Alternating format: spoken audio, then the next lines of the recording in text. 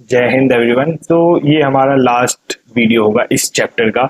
तो हमने इससे पहले मंगोल्स के बारे में अच्छा खासा पढ़ लिया था, उसके थोड़े बहुत रूल्स के बारे में पढ़े थे, उनका कैसा एंड हुआ था और एंड के बाद किसने रूल किए थे, कैसे चेंजेस आए थे मंगोलियन एम्पायर में। तो हम एक ऐसे चैप्टर के एंड की तरफ आते हैं कि हम क्या कंक्लूजन की तरफ पढ़ेंगे, मतलब पहुंचेंगे। इससे पहले हमने थोड़ा बहुत यासा के बारे में पढ़ा था, तो थोड़ा बहुत बता दूं। 1221 में क्या हुआ था, जब हम गेंगिस खान ने बुखारा को कैप्चर कर लिया था, तो वहां के जो रिच मुस्लिम्स लोग थे उन्हें बाहर बुलाया और उन्हें कहा कि तुमने एक क्राइम किया, तुमने सिन क्रिएट किया है जिसकी वजह से मैं तुम्हारे सामने खड़ा हूं, और अगर तुम्हें इस बुराई से, इस अपने आप को इस सिन से बाहर निकालना है, तो जो भी तुम्हारा वेल्थ है छुपा हुआ, उसे लाके मुझे दे दो। ये चीज किसने कही थी? गेंगिस खान ने वहां बुखारा के जो मुस्लिम्स थे उन्हें कहा गया था। इससे पहले भी हमने पढ़ा था कि जब गेंगिस खान ने एक इलाके को कैप्चर किया था, एक ब्लू बॉक्स में पिछली वीडियो में करवाया होगा मैंने, उसमें कैसे गेंगिस खान ने वहां के लोगों को बाहर बुला के इतनी ब्रुटैलिटी से मारा गया था।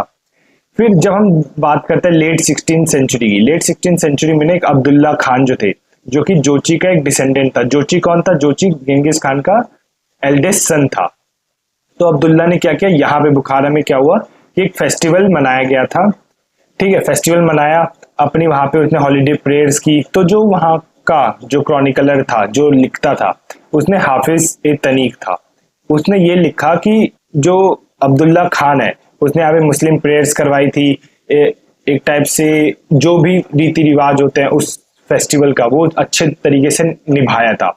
और ये सारी चीजें कहाँ लिखी है, मतलब यासा के हिसाब से उसने अब्दुल्ला खान ने ये सारी चीजें करवाई थी। अब आप कहोगे अब्दुल्ला खान मुस्लिम फेस्टिवल क्यों मना रहा है? क्योंकि मैंने बताया था गेंगिस खान मुस्लिम नहीं था, he was not an Islamic person, but उसके बाद जो कुछ लोग थे उनने इस्लाम को अडॉप्ट करना शुरू किया था। तो अब्दुल्ला खान जो था वो इस्लामिक पर्सन था। ठीक है, वो इस्लामिक पर्सन था, but Genghis Khan Islamic person नहीं था। तो ये बात ध्यान रखना। फिर जब हम कंक्लूजन की बात करते हैं, मतलब कंक्लूजन मतलब चैप्टर खत्म ही हो गया, ठीक है, तो कंक्लूजन की बात करते हैं। इसमें अगर आप देखो, चलो हम, जिसने वर्ल्ड हिस्ट्री पढ़ी होगी उसे पता होगा गेंगिस खान एक टाइप से बहुत बड़ा रूलर था। तो यहाँ पे मैप देखो, आपको मैप में ये हिस्सा दिख रहा है ग्रीन, ये हिस्सा जहाँ पे मैं कर्सर घूम रहा है, ठीक है, ये क्या है? ये आज के टाइम का मंगोल है। और कहाँ पहले मंगोल इतना वास्ट, इनॉर्मस, ह्यूमंगस हुआ करता था, और आज के टाइम पे कितना छोटे में आके सिकुड़ गया है। एक लैंडलॉक कंट्री बन गया, ना किस साइड वाटर है, ना ऊपर रशिया, नीचे चाइना। तो देख रहे हो कैसे इतना मंगोलियन एम्पायर कैसे सिकुड़ के रह गया है। तो वही चीज हम अब पढ़ने वाले हैं। गेंगिस खान की जो इमेज थी वो क्या थी? एज अ कॉन्करर की, as a destroyer of cities, thousand of लोगों को जिसने मारा हो, वैसी इमेज किसकी थी? गेंगिस खान की। 13 सेंचुरी में जैसे चाइना, ईरान, ईस्ट यूरोप में अगर आप जाओगे तो वहां पे ये सारी इमेज थी कि कॉन्करर था, डिस्ट्रॉय कर देता था, लोगों को मारता था, बारबेरियन था, नोमैड था। ये टाइप की इमेज आपको China, Iran, Persia, East Europe, इन सब जगहों पे आपको देखने को मिलेगी। बट गेंगिस खान को ना एज अ ग्रेट लीडर भी कहा जाता था। क्यों? मंगोल के द्वारा, क्योंकि इनने मंगोल्स को एक आइडेंटिटी दी। मंगोल्स को जब तुम मान लो तुम्हारी एक आइडेंटिटी क्या है, कोई यहाँ पे अगर मुस्लिम है तो मुस्लिम उसकी आइडेंटिटी, कोई हिंदू है तो उसकी हिंदू आइडेंटिटी, इंडियन है तो इंडियन आइडेंटिटी, चाइनीज है तो चाइनीज आइडेंटिटी। तो ये एक आइडेंटिटी का काम किसने दिया था? गेंगिस खान ने मंगोल्स को दिया था। जो ट्राइब्स छोटे छोटे छोटे छोटे अलग अलग हिस्सों में थे, उन्हें यूनाइट करके क्या किया? उन्हें एक आइडेंटिटी दी। अब कोई अगर तुम्हें आइडेंटिटी देता है तो तुम उससे शुक्रगुजार रहते हो कि हाँ चलो, ये इसने मुझे आइडेंटिटी दी है तो मैं इसका शुक्रिया करता रहूंगा, ये मैं इसे ग्रेट मानूंगा। तो वैसे गेंगिस खान ने को भी लोग ग्रेट मानते। क्यों? क्योंकि उन्हें मंगोल पीपल को उनकी आइडेंटिटी प्रोवाइड की थी।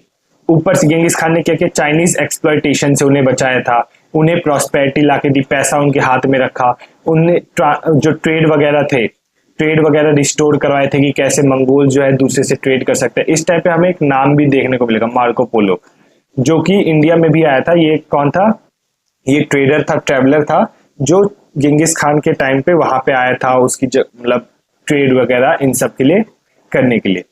तो हम एक चीज देखते हैं कि गेंगिस खान की ना एक कॉन्ट्रास्टिंग इमेज थी। कॉन्ट्रास्टिंग मतलब कुछ लोग कह रहे हैं कि बारबेरियन था, बुरा था, चाइना, ईरान, ईस्ट यूरोप के लोग कह रहे हैं, बट कुछ लोग क्या कह रहे हैं कि ये बहुत ग्रेट लीडर था, इसने हमें लोगों से बचाया है। तो यही जो चीज है ना, दो टाइप की हमें आइडेंटिटी देखने को मिलती है गेंगिस खान के लिए। Beyond the opinion of great defects size Mongol 13th century divas faith embraced along the, हाँ ये इसमें यही चीज बता रखी है कि कैसे मंगोलियन एम्पायर इतना बड़ा स्ट्रेच था, एक इनॉर्मस ह्यूमंगस एम्पायर था जो कि गेंगिस खान के टाइम तो फ्लरिश हुआ ही हुआ, उनके डिसेंडेंट ने भी उस एम्पायर को काफी ज्यादा फ्लरिश किया था। यहाँ पे हमने एक चीज देखी थी कि यहाँ पे काफी सारे जो रिलीजन थे इस टाइम पे डेवलप हो रहे थे, बट इन ये जो रिलीजन थे ना इनका मुगल्स कह रहा हूँ, इनका मंगोलियन जो एडमिनिस्ट्रेटिव सी थी इससे कुछ भी लेना देना नहीं था। अब कहो कैसे, जैसे ये रिलीजन है, ठीक है, ये रिलीजन क्या हुआ, ये अलग है किससे, एडमिनिस्ट्रेटिव सिस्टम से, ठीक है। एडमिनिस्ट्रेटिव सिस्टम में कोई भी रिलीजन का फैक्टर नहीं ऐड होता है, मतलब रिलीजन अलग ही रहेगा, एडमिनिस्ट्रेटिव अलग ही रहेगा। तो यहाँ पे जब मंगोल्स रूलर थे उनने क्या किया, अलग अलग रिलीजन से, अलग अलग धर्म से अपने आर्मी में, एडमिनिस्ट्रेटिव में जो बंदे थे अलग अलग एथनिसिटी के, उन्हें इंडल्ज करना शुरू किया। और जब इतनी सारी मल्टी एथनिक, मल्टी लिंगुअल या मल्टी रिलीजन लोग जब इस एडमिनिस्ट्रेटिव या फिर आर्मी कंटिजेंट में आ रहे थे, तो जो माइनॉरिटी थी वहां पे या जो भी मेजॉरिटी थी, उन्हें कभी भी एक दूसरे से इनसिक्योरिटी फील नहीं हुई, कभी भी एक दूसरे से ये नहीं लगा कि ये बंदा मुझे मार देगा, ये मुझे सप्रेस करने की कोशिश करेगा, नहीं, वो सारे एक हार्मनी में रहते, एक शांति में रहते थे। उन्हें कोई भी ये नहीं था कि ये रिलीजन का कोई अलग बंदा है, ये रिलीजन वाला कोई अलग बंदा है, इसके साथ हम नहीं उठेंगे, इसके साथ हम नहीं बैठेंगे, तो ऐसा कुछ भी नहीं था। इनने एडमिनिस्ट्रेटिव को अलग रखा, रिलीजन को अलग रखा। जैसे अगर आप दिल्ली सल्तनत का देखेंगे, वहां पे भी कुछ इसमें रिलीजन और एडमिनिस्ट्रेटिव को मिला दिया गया था, इंडिया की अगर हम कंपैरिजन बात करें, बट यहाँ पे मंगोल्स में ये सब हमें देखने को नहीं मिलता है। और आप खुद सोचो, एक आदमी या एक नोमैडिक रीजन जो इधर से उधर घूमता है, कभी इधर है तो कभी इधर चला गया, कभी इधर है तो उधर चला गया, वो एक आया और उसने क्या किया, अपना एक पूरा फ्रेगमेंटेड ग्रुप जो थे, जो इधर से उधर जाते थे, अपना क्या बना, एक एम्पायर क्रिएट किया। आज के टाइम पे ये इसे सोचना बहुत मुश्किल है, वर्चुअली इम्पॉसिबल है ये सोचना कि कैसे, अगर कोई मान लो आप गए हो, कोई भिखारी बैठा है या कोई आदमी, कोई ग्रुप बैठा है जो नॉर्मली इधर से उधर घूम रहा है, वो आया पूरी जगह पे कैप्चर कर लिया, तुम सोच पाओगे कितना इम्पॉसिबल तुम्हें लगेगा, बट उस टाइम पे मंगोल्स ने करके दिखाया था। तो इसीलिए मंगोल्स की तारीफ होती है कैसे नोमैड से हुए पूरा उनने एम्पायर खड़ा किया था। फिर बाद में क्या हुआ, एक तैमूर जो था, जो आया था, उसने क्या किया था, गेंगिस खान का डिसेंडेंट बताया था अपने आप को, जो कि सन इन लॉ था गेंगिस खान फैमिली की, उसने गद्दी संभाली और उस एम्पायर को उसने आगे लेके गया था। जब हम आज की बात करते हैं, जब आज के बाद में मैंने आपको ये मैप दिखाया था कि मंगोल्स कैसे इतना छोटा सा सिकुड़ के रह गया है और कैसे पहले कितना टाइम, उस पहले के टाइम पे कितना फ्लरिश हुआ करता था। It was seize upon Genghis Khan was a great nation, क्योंकि उस टाइम पे ग्रेट नेशन जो गेंगिस खान है उसे क्या बनता, नेशनल हीरो मान जाता, क्योंकि उसने मंगोल्स पीपल को यूनाइट किया था। फिर उसके अचीवमेंट्स को हाईलाइट करते हैं, उन्हें क्या कहते हैं, एकदम प्राइड के साथ देखा जाता है। तो यही चीज बता रखी है कि मंगोल्स की जो गेंगिस खान है उनकी कुछ लोग पसंद करते हैं, कुछ लोग नहीं पसंद करते हैं, बट ना पसंद करते हुए मंगोल्स ने इतना बड़ा एम्पायर खड़ा किया था। ये is something impressive, I can say right now. At a crucial junction of the history of Mongolian, Genghis Khan was one again appeared as iconic figure.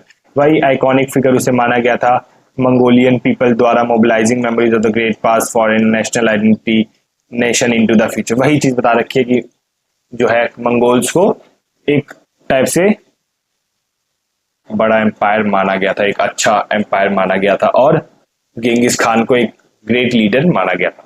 तो अभी के लिए हमारा जो चैप्टर है यही खत्म होता है। मुस्कुराते रहिए, चैनल सब्सक्राइब करते रहिए और रिवाइज करते रहो भाई, पेपर पास ही है। चलो मिलते हैं, बाय बाय।